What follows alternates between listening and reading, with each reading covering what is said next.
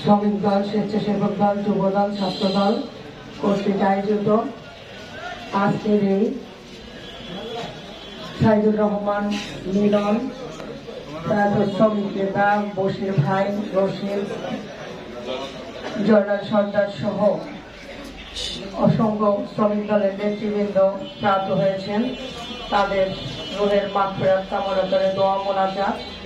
এই দোয়া মোনাজাতে সভাপতিত্ব করছেন ৯ নম্বর ওয়ার্ড বিএনপির শাহিন ভাই।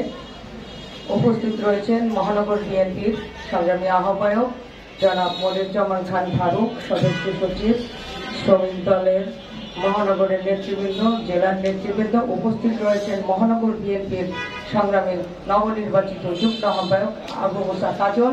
উপস্থিত রয়েছেন মহানগর বিএনপির সদস্য স্বপন ভাই সহ উপস্থিত যুবদল, ছাত্রদল, স্বেচ্ছাসেবক দল, ৯ নম্বর ওয়ার্ড বিএনপির সকল পর্যায়ের নেতৃবৃন্দ সকলকে জানাচ্ছি ইসলাম।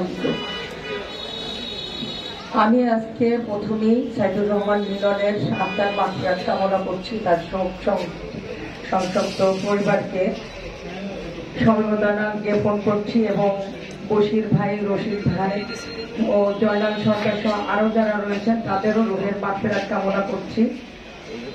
আসলেই তাদের জায়গা পূরণ করার নয়। সাইদুর রহমান মিলন অতি সন্নিকটে ছিল আমাদের স্বাধীনতার শেষ সুযোগ। সেই সুযোগ থেকে সে বঞ্চিত হয়েছে।